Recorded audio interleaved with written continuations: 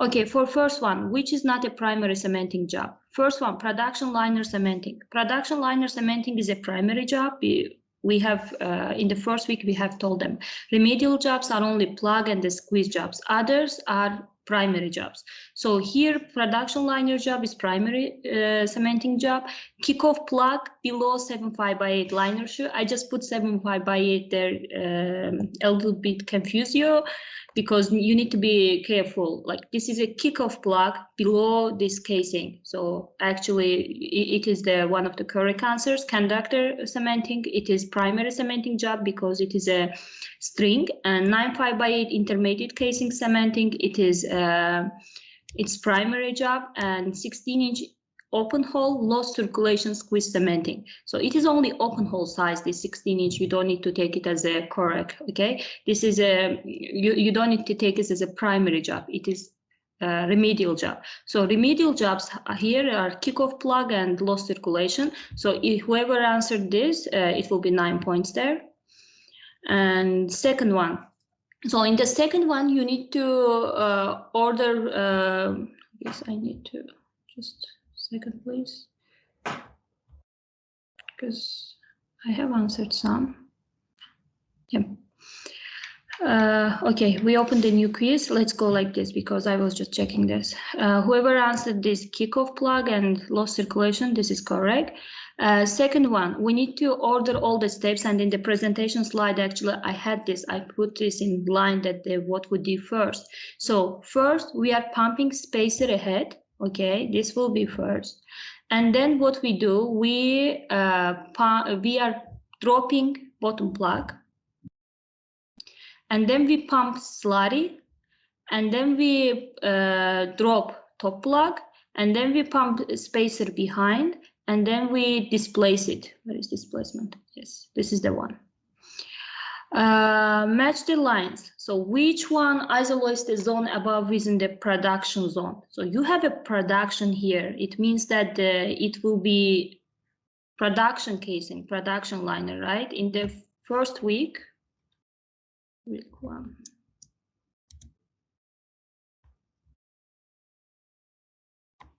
You see exactly here, I put all of them for you that if it is a production, and here explaining all the production zone, exactly the same one from here. So it would be clear for you. Okay. So it will be production. So maintains borehole integrity and prevents contamination from shallow groundwater. So where you have a groundwater, here in the photo, you just, let's see. Here in photo, you will see that, okay, not this one, one above. So where you have a groundwater here, okay, groundwater. So we have covered this, that surface water zone here. So that will be surface casing, because you can have a shallow gas zone, I have mentioned, you can have a water zone here, and we are using the surface casing for this one. Okay, surface here. Hydrocarbon bearing abnormal pressure, fractured, low circulation zones. These all are for the intermediate casing, because this one has a lot of applications. We can have different problems in the zones, and we are running intermediate liner or intermediate casing to cover them.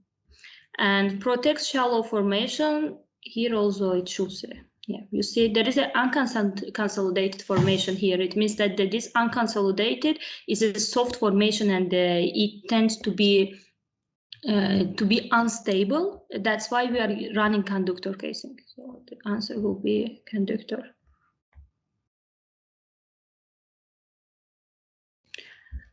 Low diameter tubings are used in top cementing. Actually, top-up cementing. Actually, the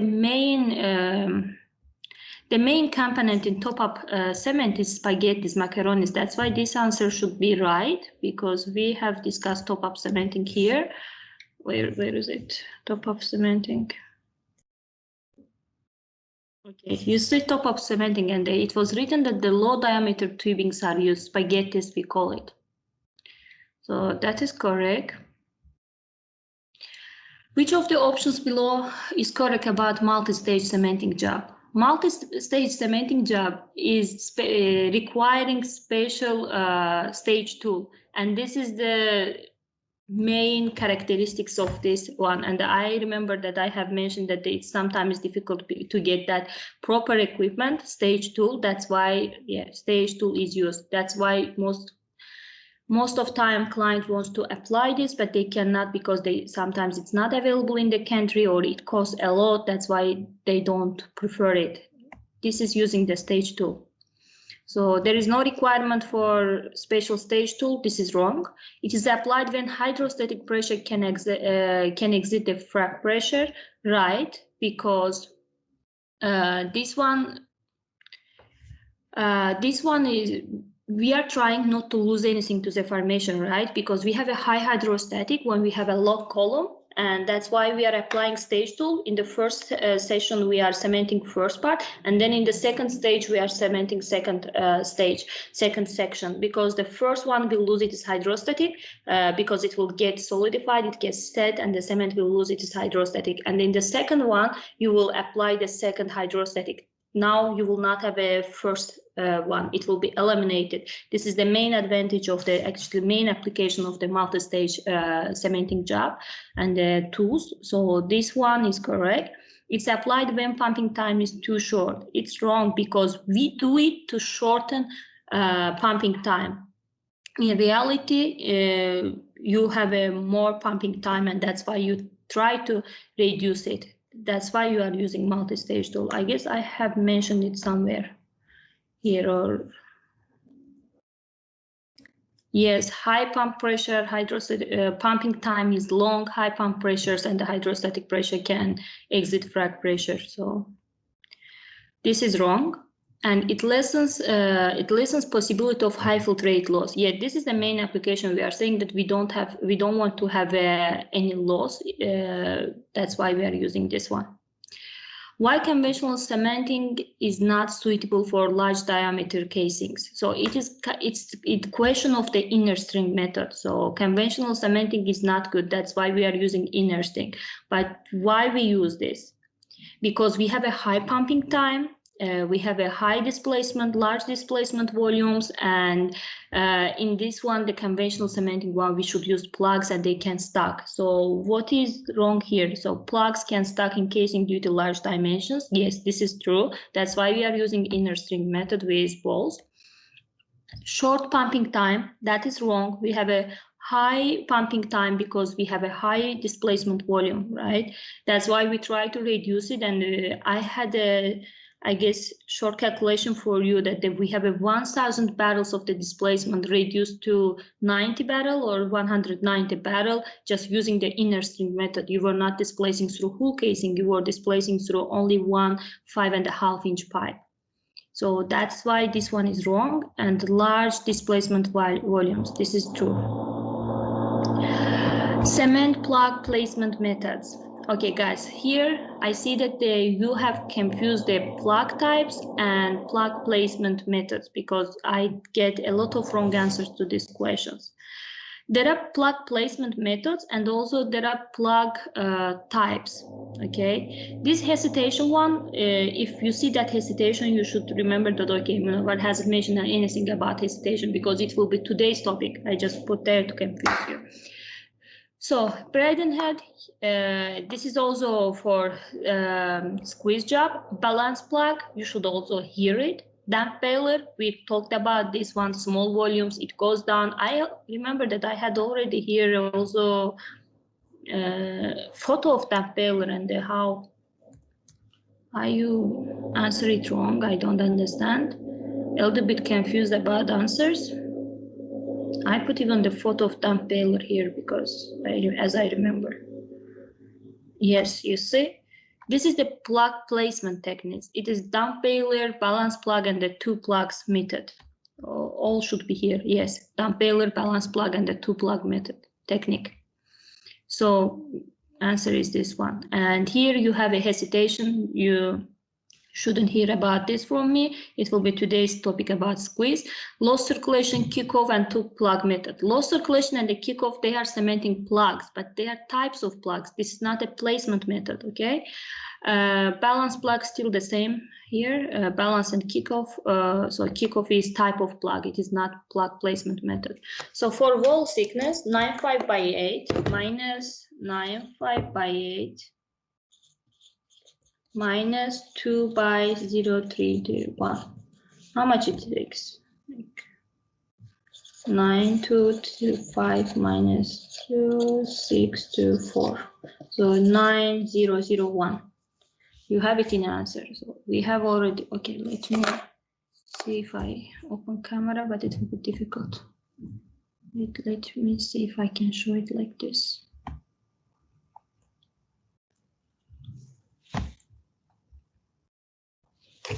You will see it vice versa. Okay, give me a second, guys. Camera is open. This one to be close.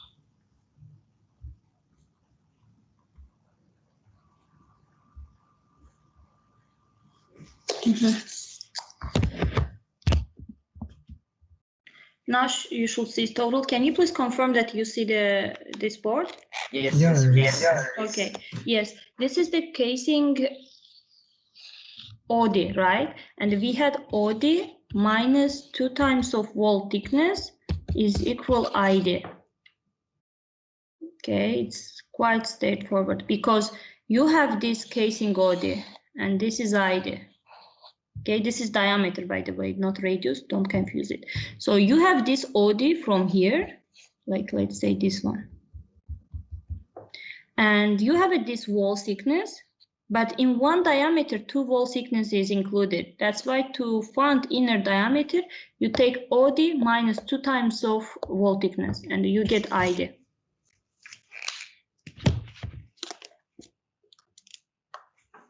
Okay. Then we back to screen. Okay, answer is 9.001 inch. I guess one of you replied that one calculation they got different result, but let's see which one. Okay, the second one is calculate capacity of 975 by 8 liner in barrels per feet. Okay, let's calculate it. Let me clean this board first.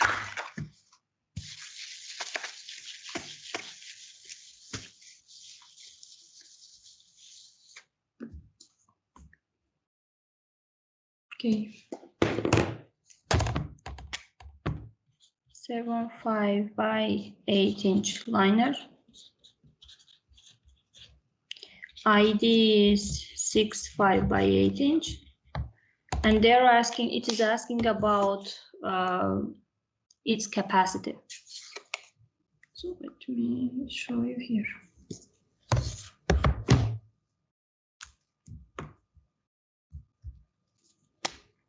Okay, so now what we have here, now you see me, you don't see board. Okay, now you see board. So it is 7, 2, 3, 5, 6, 5. Okay, and what was our formula for capacity? ID squared by this conversion factor. Now someone calculate it for me.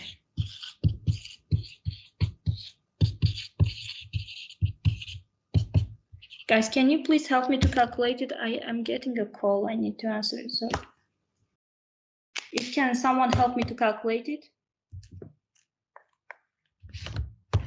Okay, I will ignore it. I do calculate then. 6.625 by 6.625 by 0.043 or 26. So we have this answer there. It should be. Yes, guys, you have this answer here. So which answer someone got wrong? Let's say this one was not here.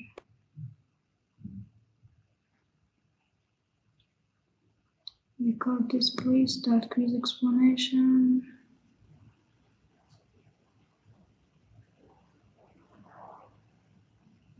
Who got this wrong? Because someone asked that this answer. Okay. Kamal asking for the last one, not this one. Okay.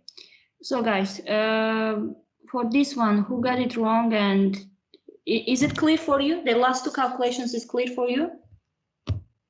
Yes. Okay. So it is the same what I explained last time. Okay, guys, please give me 2 minutes to answer a call, like 2 minutes break, okay? I'll be back, please.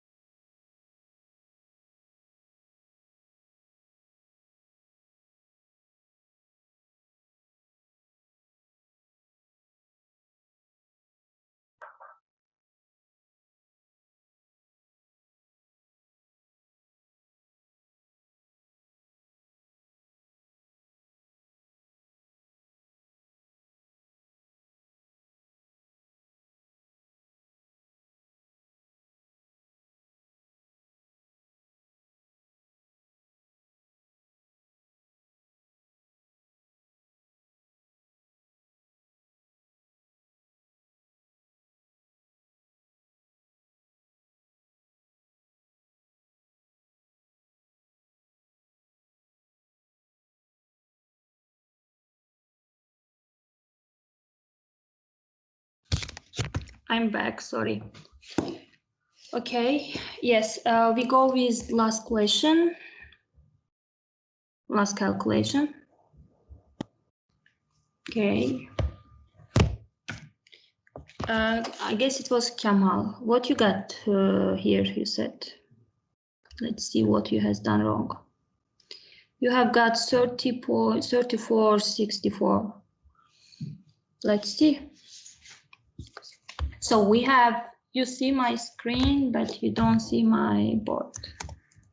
Camera.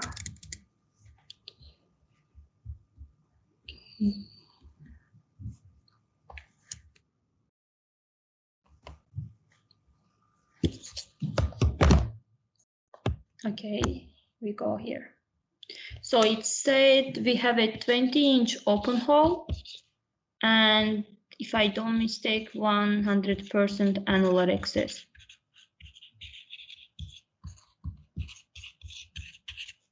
Is input right? 20-inch open hole. Yes, guys, here 20-inch open hole and bit size. So usually open hole first without any excess is considered as a bit size. So we also talked about overgauged, undergauged holes, if you remember. This 20-inch open hole. Now we need to calculate first capacity, and then we will calculate capacity plus 100% annular excess, and then we need to convert it back to the equivalent diameter. Okay, then we go first with the capacity calculations. Let's go. It is 20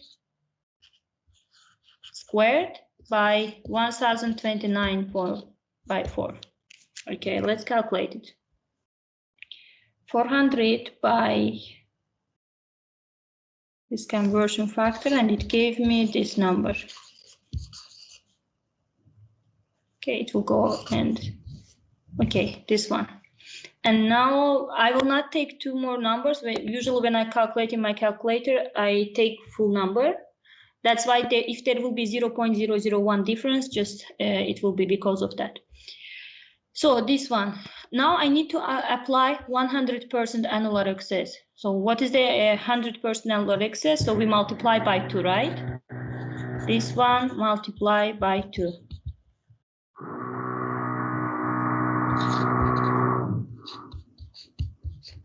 Seven.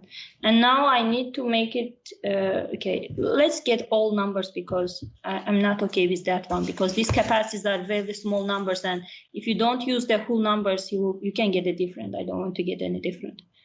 By this number, it will give me 0.388 5 7 5 8 7. Okay, multiply by 2 here. it will give me 0.77715174.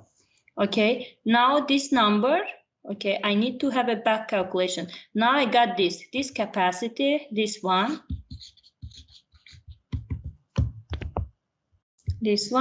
equal x squared by 1029.4. Now I will multiply this and I will square root what I have got. So now this number multiply by 1029 by 4, and I got 800. And then now I need to square root this one, and the answer is 28.28. Do we have this answer in there? Because someone got 30 something. So okay, let's see. So we have a 29.29 here. Okay. And who was the one made it to the wrong? Okay. Let me open my camera and we continue. Okay. Yes, guys. What you did differently, can you please explain us? Because you got different answer and probably you did something differently.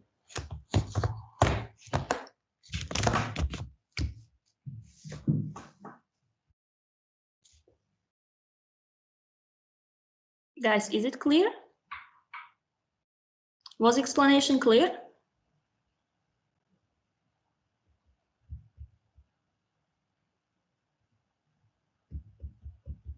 I guess someone is typing. I don't see. Yes, clear. Yes, they are saying. Mm-hmm. Yes, okay. Yes, Kamal, sorry, I didn't scroll down and I didn't see your answer. Okay, then if all answers are clear, we can continue our presentation, I guess, but I would say that I was a little bit disappointed about results. Okay, we spent time here, me and you, of course. Please, let's use this time efficiently, and if you have any question, please ask, okay? Otherwise, this time is useless. I spend my time for nothing, and you also, okay? We spend a lot of time here and I prepared this stuff. Please, let's be a little bit careful. And if you have any question, if you don't understand anything, if it is not clear, ask me. And guys, from his team, Torul and others, let's discuss it after this call. Maybe we can provide materials, presentations just after the lesson, so they can study it before the quizzes. Okay, because I will repeat such a quiz considering first week, second week, and third week. I was not satisfied with the results of this week. Okay, let's consider after this call. Sure, we can discuss that. Why will not we use in all casing cementing job? What is the advantage of? Why don't we use Stinger cementing in all casing cementing job? Okay, in all casing cementing jobs, let's say you have a 5.5-inch liner. How you will use the 5.5-inch liner inside 5.5-inch drill pipe inside 5.5-inch liner? So you don't have a lot of displacement volume in small casings. That's why you are not required to use it. Like it will be 5-10 barrel different than your casing size. That's why it is not required. What is the advantage of the 2-plug cementing? So yeah, for 7-inch casing, again, for this pipe and for this string and for your casing, there will not be a lot of how to call it, a lot of hole, a lot of space between your drill pipe and your casing. That's why it is not required. And with 2-plug cementing, in this case, you will have a better wiping and you will have a better displacement in the job. You can use 3.5. You have a 275 by 8, but it is not useful because it will also increase your ECD during displacement because you will have a less space. That's why 2-plug cementing is used in the production and the other sections with better wiping plugging. Okay, so Welcome. So let's go with, I am thinking maybe I can just, if 1 hour will be enough for squeeze or just equipment, which one we continue. Okay, week 3 is here, week 2 covered, week 1.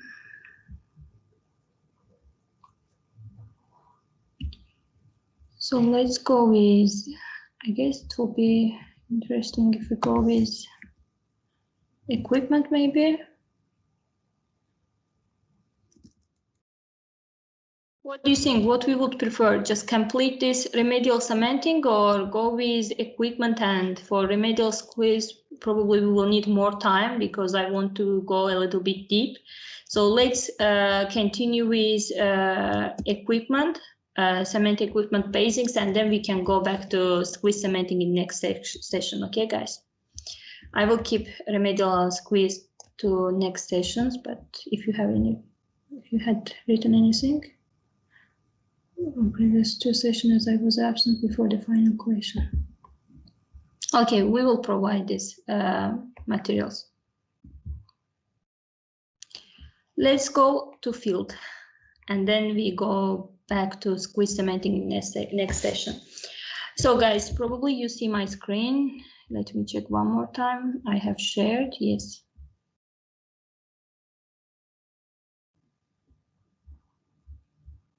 Okay, for cementing equipment basis and cement slurry. So here in this topic, we will talk about that how we deliver this cement and how we deliver our additives, etc. I wanted to put it first because in the next sessions we will cover, probably we will have 2 more weeks.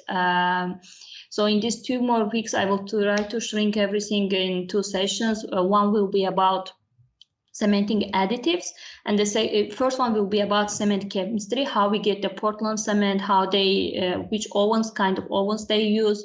In US, I have been in one of the places that they produce the Portland cement. If I can find the videos from that one, I will show you that kind of ovens and the very big silos there, how they manufacture Portland cement. I will show this to you if I find. And this the third session after this will be about chemical additives, dry additives and the liquid additives we are using in slurry recipes, and this will also cover the laboratory operations and the showing that which laboratory tests we need to do before cementing job. Okay, so for cement slurry, first we go with Portland cement. What we need to get a slurry, right? First thing, we need a cement. And this is a Portland cement used in the petroleum industry.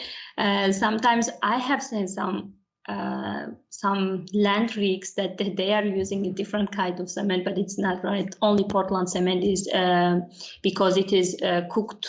It is cooked in very high temperatures and the pressures, and these are specially designed for petroleum industry and to be used in the wells. So Portland cement, we need a water. Which kind of water we can use? Like, is there any difference to use a fresh water from here, what we get, and also seawater? So it will definitely have a big difference, and you can get a catastrophe if they confuse to use a seawater instead of fresh water. If they use fresh water instead of seawater, it will not give a big headache, but job will not be successful. Let's say maybe will not be successful. But if you are using seawater in slurry that was designed in the lab with fresh water, you will get a big headache because you have a thickening time that the cement is getting solidified in this time frame.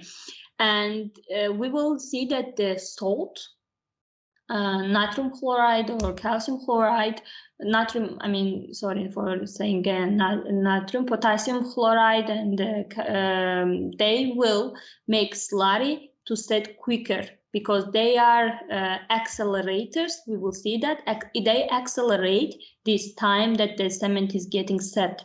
Okay, and that's why if you pump this and maybe during the job, before your slurry reaching to the open hole, you will get this cement hardened inside your pipe, and then it will be stuck pipe issue, catastrophic accidents, something like this. That's why need to be very careful, especially job supervisors on the rig need to be very careful. It can happen in the areas, land rigs near the sea, that they can take the water from sea instead of using the fresh water. But if this job is an offshore job, 100% seawater is used, and in the laboratory tests are done with the seawater. Okay, so we need cement, we need water, and also we need additives just to change the properties of this cement slurry. Because we cannot pump the same slurry in the gas zone that we are pumping in the surface in conductor or in surface casing, right? We don't need the same time frame for the job for production liner at 6,500 meter, and we need less time for the slurries pumped in the 500 meter. Okay, this one will be fast, and this one we will have a less thickening time requirements. Thickening time means it is getting gelled, and then it will be unpumpable. These times need to be changed, and we need to alter this. How we do? We are using additional cement additives. There are two types: dry additives and the liquid additives. Liquid additives are favorable for offshore operations because dry additives are mixed in the bulk plant. Why we call bulk plant? This bulk plant is all the basis of the service companies, that they are bulking it. They are mixing, blending, and then mixing 2-3 different dry materials. One of them is cement. Okay, cement and other dry materials are mixed, blending with them. And the liquid ones are added to the water, okay? And then you add the cement and the other mixed dry additives to this water with liquid additives. You mix and you get slurry. So this is the order.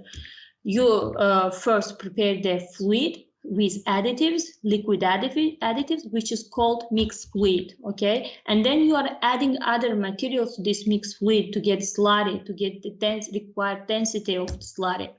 So now you see here the graph showing that what we have here in storage and what we are getting on the rig. So here, firstly, you can see that there is dry cement in the first line. We mentioned about this. We have in the storage dry cement. So this is a central storage location, transfer, and the well site.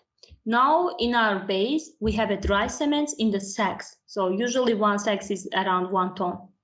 1 ton or 1.5 ton, it depends. And then we have a dry additives. They are usually in the small sacks with 5 kg or 5 pound. And we have a liquid additives. It has a different containers, like 5 gallon or 55 gallon, or some is the tow tanks for the 265 gallons. We have all these chemicals. In the base, in the central storage locations, dry cement and dry additives are mixed and blended, okay? They are going to the well site, transferred to the well site together. And then you have a liquid additives, and they are separately going transferred to the well site. You have a transfer storage. Usually these are boats, big boats that you transfer through that to the offshore. And if it is the rig, land rig, I will show you which kind of equipment are used for the transfer of the bulk operations. So you have a blend. Blend is going to surge tank. You will see what is surge tank. And we have a water taken from the source of rig. So it can be fresh water or it can be seawater, okay, based on availability. I already mentioned about this. And your liquid additives is going to the rig. So first, your liquid additives is getting mixed together with water and liquid additives, and this is called the mixed water, okay? Mixed fluid and then mixed water. So for your mixed fluid, you are also having this blended one in the surge can. I will show it is already over on the cementing unit, which is a cement pump that we are pumping with this pump to the formation. And you are mixing them all together to get slurry, and through the cement slurry pumper, which is the cement pump, you are pumping it with the high pressure line to the formation through the cement head, as you can see. So this is the storage in the how we blend it. Dry and the cement are blended together in the central storage location. Liquid additives is going to the rig separately, and they are mixing there together. So we cannot mix them beforehand. Blending in the base. What we are using blending in the base from manufacturer or somewhere, we first get this standard sacks, and I will show you the big sacks like 1 ton, 1.5 ton of the big sacks of the cement slurries. They are going to our base, and in the base we have silos. So silos or the tanks, you will see these two terms like replacing each other. So someone are using tanks, someone are saying silos. Silos, as you can see here, you see the number 4 here.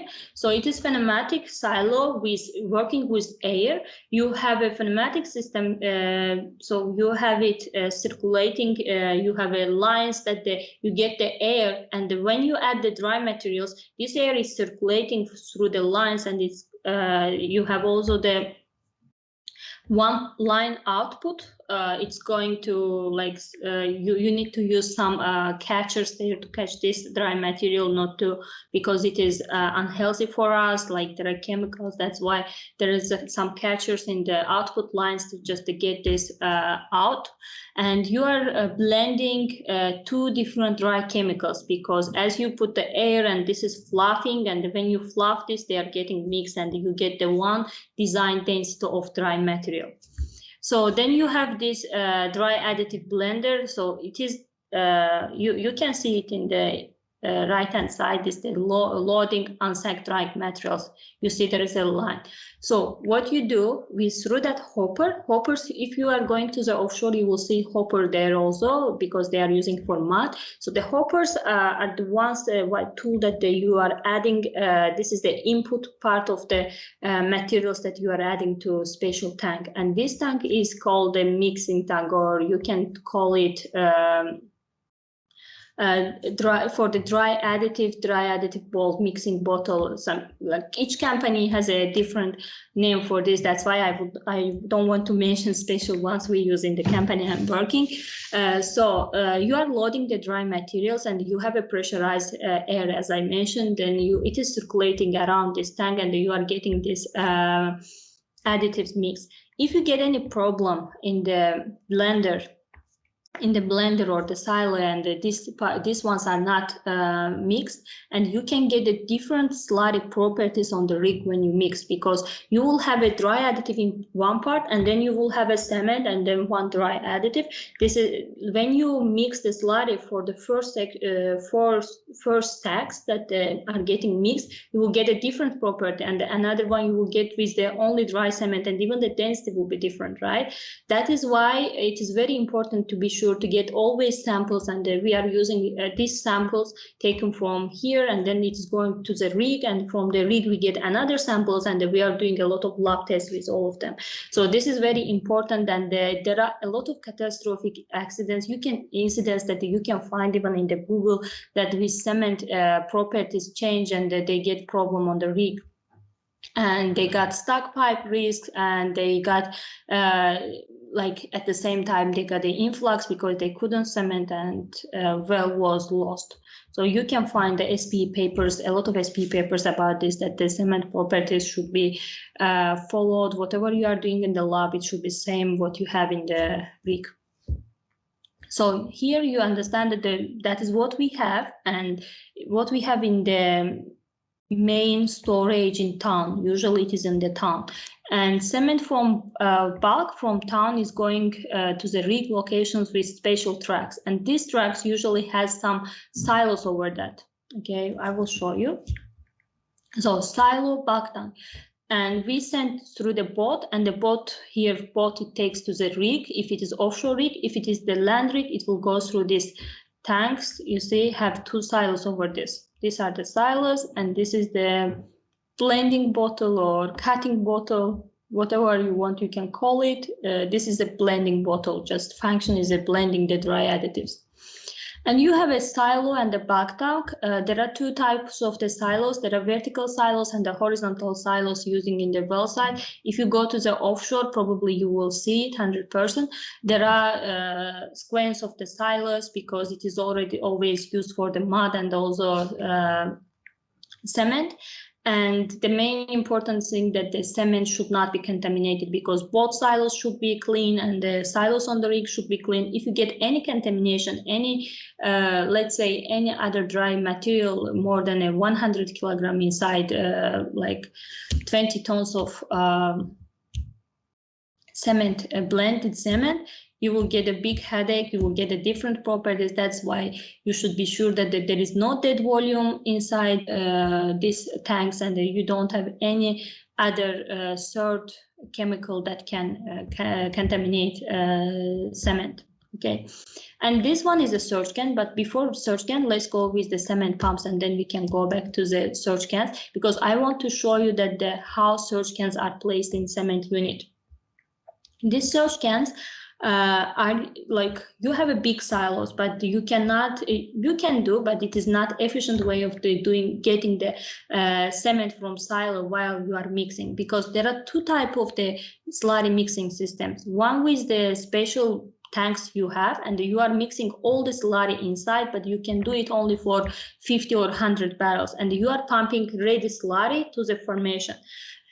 But with big volumes, you need to mix on fly. And what does it mean as a mix on fly? You have a cement unit, this kind of cement unit, okay? This is a surge can you have, and you have here mixed tubs. Here, mixed tubs that you are mixing your slurry. This one is a mixed tub. You are mixing your slurry inside, and continuously while you are mixing, you are pumping, okay? You mix 5 barrels and 10 barrels, you mix 15 barrels and you pump these 15 barrels. While you are pumping that one, you are always mixing, continuously mixing. This is called the mixing on fly. And also you have a batch mixing. Batch mixing is that you have a one silo, kind of silo. It is not silo, but it has a recirculation system. You are mixing 100 barrels of slurry inside this, and you are pumping already mixed slurry. Okay. Two different, mix on fly and batch mixing. I will add some comments to this slide, and when I send this material, because if someone is not in this call, maybe they will not understand this. So mix on fly and batch mixing, it will be one of the quiz questions probably when you are using batch mixing and when you are using mix on fly. And now I will mention about the advantages of the mix on fly and the batch mixing. So mix on fly, you are continuously mixing, and you can get it difficult to have exact density for each barrel, right? Because you are continuously mixing from surge can, you get the slurry and you have a mixed fluid. So you see, this is a surge can. It is connected to the big silos that I showed below. Like these big silos are connected to this surge can over the cement unit, and you get cement supply from this one, and you are getting mixed fluid from any of the tanks through these lines. And in the mixed up here, you are mixing both of them. So how you get it? So you have a knife gate, some valve that you open this valve, and you open the valve for water. Water is coming and cement is coming. Water is coming and cement is coming, and they're getting mixed. And you need to keep the rate. You have acquisition system showing the current density inside mixed tub. Mixing tub means probably, you know. So it is kind of big bass, kind of, that you are mixing both of them inside.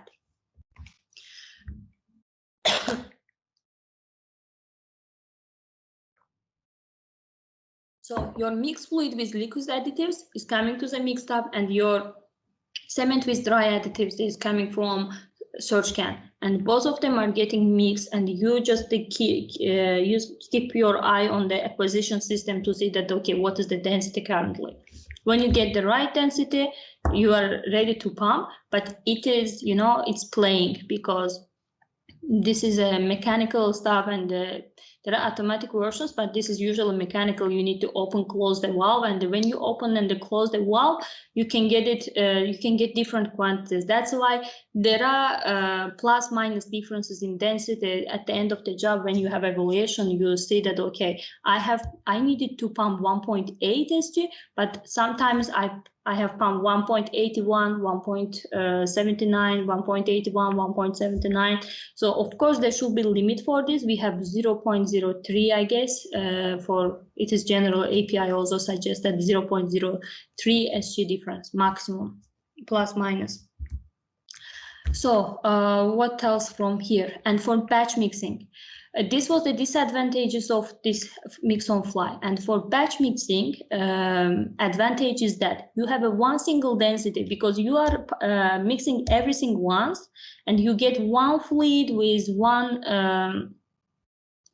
density, one single density, and you have a better density control. So mix on fly, you have a good density control, but for batch mixing you have a perfect density control. Okay, and disadvantages are that mix on fly, you have you don't have limit for the volume, right? You are continuously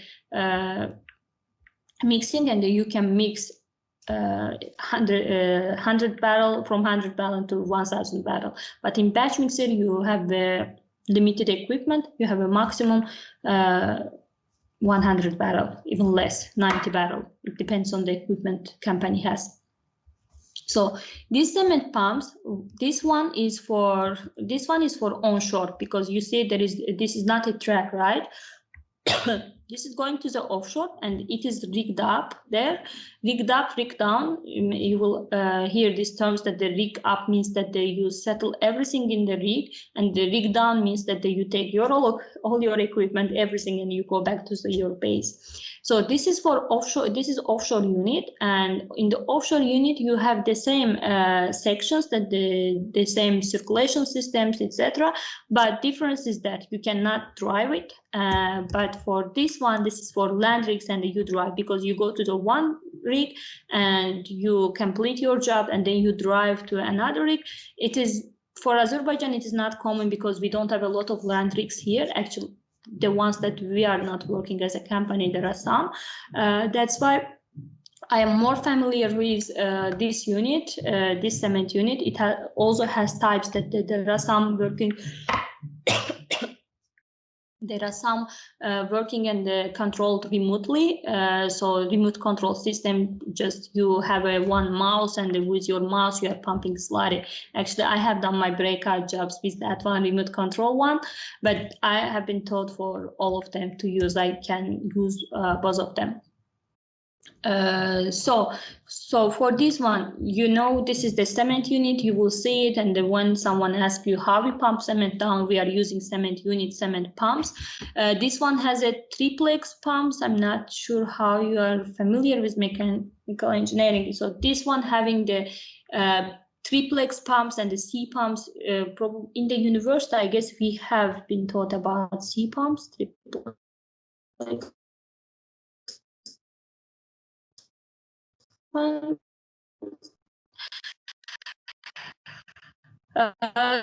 Triplex pumps are the high pressure pumps, and the C pumps are the low pressure pumps. And with the high pressure pumps, you are pumping down to the well, right?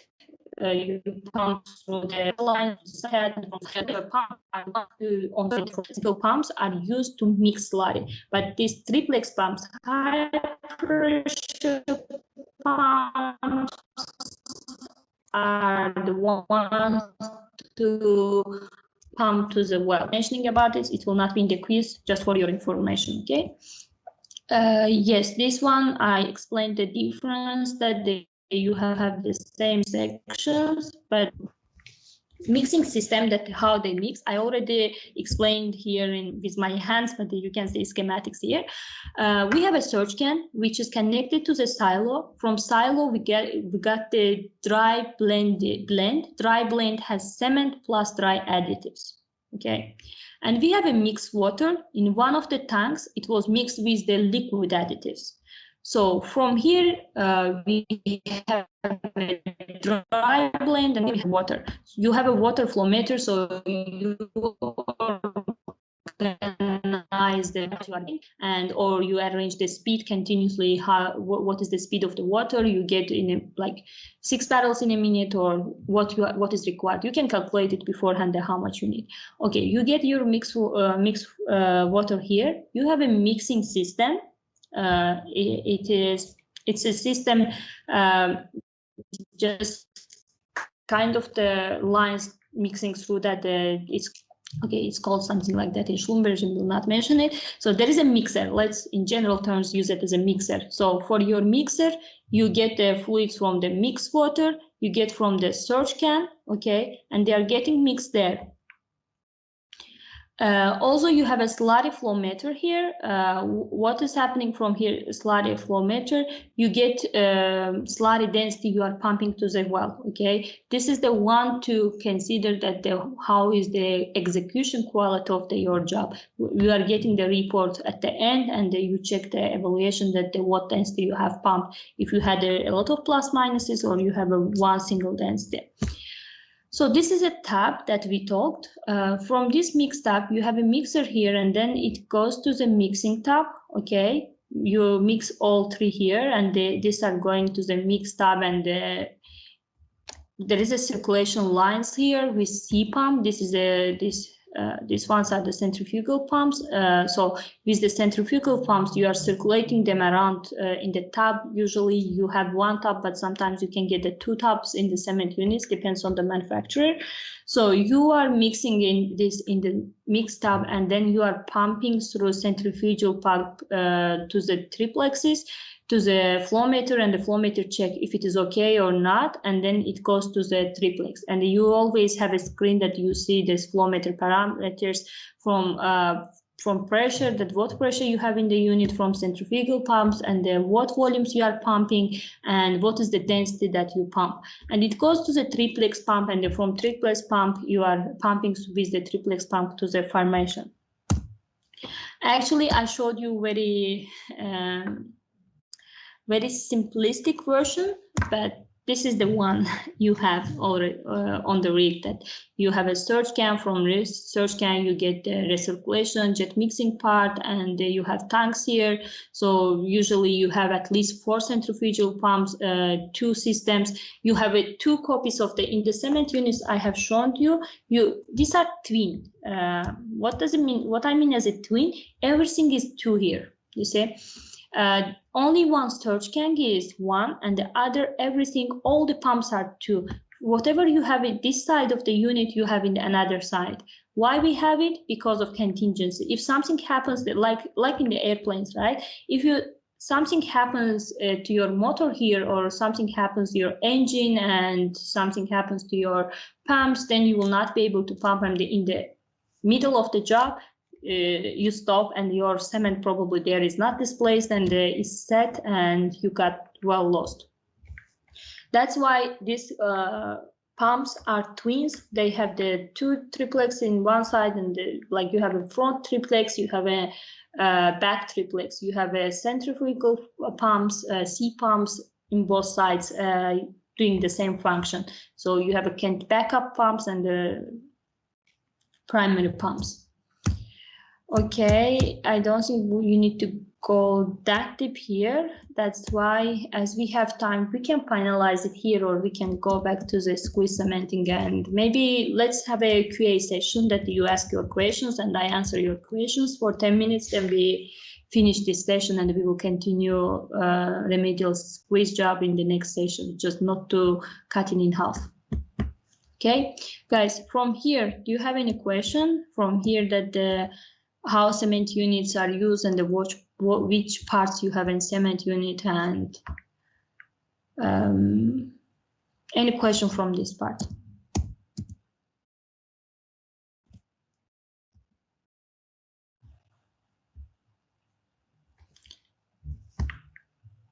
Mixed tub and batch mixer are same? No. Okay, I see question here, so let me answer it. So you have a mixed tub and batch mixer. They are separate stuff, okay? Mixed tub is inside unit. And if you are continuously mixing, you are using mixed tub. If you are just batch mixing once, and then in this case, you are not using mixed tub, From the batch mixer directly, you are pumping to the triplex, and triplex is pumping to the downhole. You see this line here? Just wait. Okay, so you see from mixed up it goes to triplex, but here you connect your batch mixer to here, and it goes to your flow meter, and flow meter through the triplex to the pump. You don't use this part. You isolate this part if you are using batch mixer. So one more question, I guess. It was long. So we can add cement to batch mixer and have slurry there, yes. Or water and liquid by dry at the mixing batch mixer, and from surge can bulk is added and mixed up. No. So how's it? One more time. For mixed up, you have a mixed up inside cement unit, cement pump. If you are pumping mix on fly, you have a silos there, and you have a one surge can, usually above the mixed up, okay?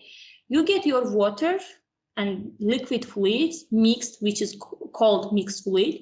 You get mixed fluid to the mixed up, and from surge can, you get your dry additives and cement.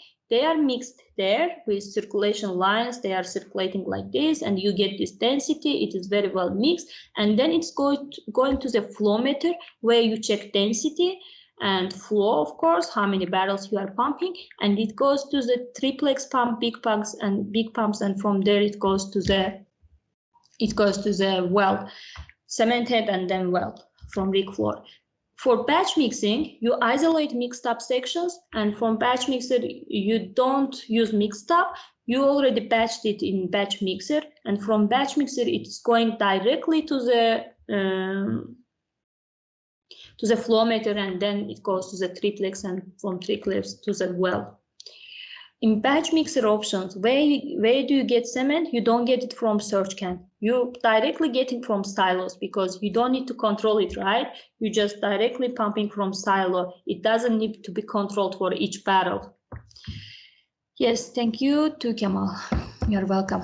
So another question, guys? You can unmute and ask, I guess. You don't need to write.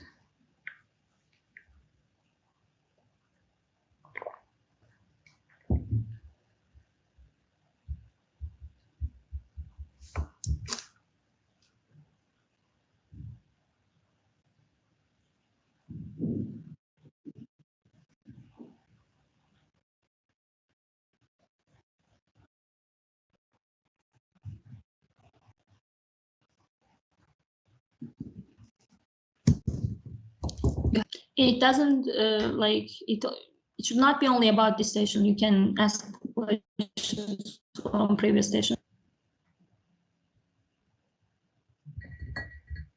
Then quiz result will be 100%, right? Let's wait for one more minute. If there's a question, if there is not, I guess we can end the session as you wish. Okay, then I will ask for your help, or I will collect the quiz result and send you. Let's do something like that for this station. Maybe we discuss it internally, and we will not include the results of this quiz, because I was not satisfied at all. And we provide these materials to guys. They study, and then yeah. And then we repeat the quiz with different questions, of course, but similar ones from these topics. And yeah, we see how it works. I hope we will get better results. It will not be exactly the same, right? But it will not have a big change.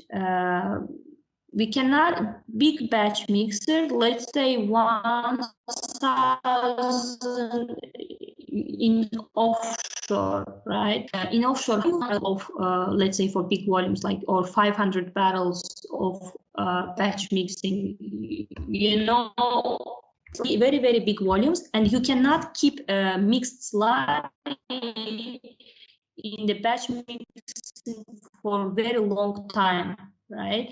It's probably additives, and that's not okay. So that's why for small volumes like plug jobs, we use this one. And for mix on fly, you will not get very big difference. You need just a very good supervisor. If you have a very good supervisor who is experienced and who can catch the density, it will be 0.01 SG difference, 0.02 SG difference, which is just, which can be ignored. Like it's not a big difference, and even when you say it will not match what you had in the rig, like not exactly match like that. That will not affect your job a lot. But of course, if your supervisor or whoever pumping mixing, like pump operator, is not experienced, they can get big differences in cement slurry. And this is a issue. This is a service quality issue. Like it's not feasible. Why don't we use stinger cementing in all casing cementing job? What is the advantage of two-plug cementing? Can you list it? Okay, two-plug cementing, you have a better wiping, okay, in the displacement. Let's say for which casing? Like for two-plug ones, you are using, let's say, like, let's compare the same job. You are using the inner string method, and you are using two-plug job. Let's say for conductor, you have a very big volumes, okay? That's why you don't use two-plug job. And I said this, and also in the quiz you had this one. And let's say where you don't use a stinger, like let's say for which one liner, you can use the very like it's not feasible to use the 275 by 8 inch 275 by 8 inch stinger. For if it is the liner, of course you use, because you need to connect it to the surface and you are pumping, right? For this one you are using. And for two-plug cement, in the inner string, by the way, you can use the darts. Let's say 8 inch or 7 inch. Yes, for 8 inch, actually, you can use the inner string. And I have jobs for we have used not in this country, but we have used the inner string method. So you can use, but it's not feasible. Like there is no limitation that you cannot use it. But let's say for 7 inch, right, you are using the inner string. And what will be your displacement volume? It will be, let's say, 200 barrel. With inner string it will be 150, and without inner string it will be 200. So it will not give you any advantage, and it is only 10-minute advantage. If you are pumping it like minimum 5 barrel per minute, it will be 10-minute difference. So it is not feasible. But if but with two-plug system in the displacement, you will have a better wiping effect. Okay, that's why you can prefer the two-plug cementing in this one. Did I answer this question? You can use, like, it's not limited, but it's not feasible. In string cementing, someone said that it hasn't is it true? Like string itself is not actually well. If you have a barrier, then you can use it as a barrier. I mean, cement plugs. Yeah, like if you inner string, there are specific stops and the colors that they use in the inner string. So you can apply the same, like there are still tools and manufacturers selling the stops and I know in one of the local companies, they do it manually. They just drill and they put some kind of stuff as a landing color and they use it darts inside inner string method. So if you are using darts, yeah, it can be counted as a also as a well barrier. In the production section, you can do this. So it doesn't have any limit on this. Inner string can be barrier if you are using the darts and spotting it over the shoe, cement shoe. But this is not very preferable because of the dart can stack. If you take the Nelson's book, in Nelson's book, there are inner string methods with darts. So it will be counted as a well barrier. If you don't use it, it will not. I guess one more typing.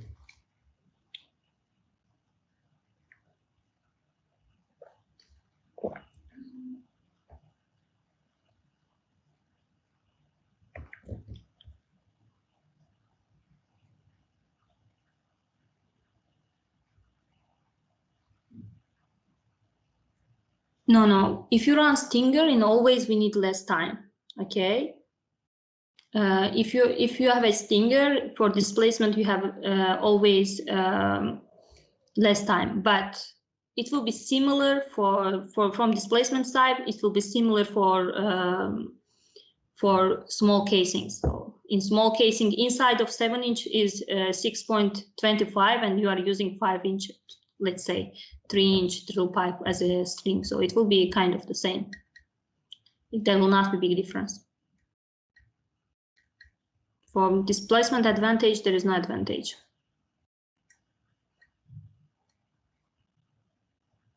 Running string takes time, and it gives another complexity to the well when you need to circulate out, etc. You need to disconnect this string. You need to pull out of wall. So it will give another complexity to the well. If it has an advantage, of course, you will take this complexity. But if it gives you 10-minute difference, so you don't need to pump, I guess. You don't need to go with that to pump through the inner string method. But of course, risk needs evaluated in all cases.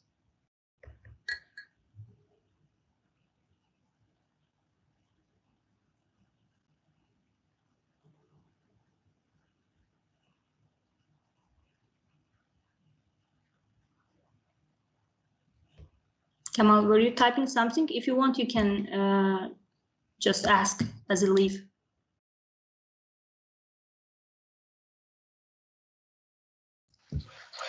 I think that, in my opinion, in the small diameters, for example, the well depth is 6,000 meters. Yes. And in that case, if you use a two-plug system, so it will take less time. If we run, for example, if we compare, if we run the stringer there and we start cementing, it will take a long time. That's why I'm telling that it takes a lot more rig time, So two-plug method is in smaller diameter, is more effective, I think. Yes, just one more thing. Even in the surface ones, you will get more, like you will need to spend more time with string. Of course, for the long ones, you will need to run in long, and you will need 6,000 meters of drill pipes. But in this case, in the first one, you get advantage. That's why you take this time. Okay, you need time to disconnect it. You need to pull out of one more time, etc. Okay, before you go with BHA. If you get this advantage, you would run it, because running 600 meters, how much time will take? Like, okay, for rig time, it is very important, but they can do it in a half a day, right? If it gives you big advantage, but in the production sections, near the production section, it will not give you big advantage. That's why you wouldn't take this time, right? You are right. It is not effective in the long sections. Even in the intermediate ones, if you don't get a lot of advantages, you don't want to do this.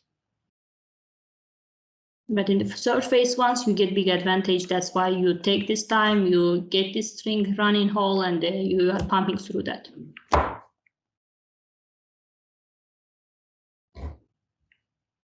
Thanks. Yeah, welcome. So guys, sorry, I have a meeting in 15 minutes, so I would need to leave, and thank you very much for joining, and let's see you in next sessions, and we will send you materials, okay? Okay, thank you. I need to leave. Thank you, Munavvar. Thank you. Thank you very much. Bye-bye.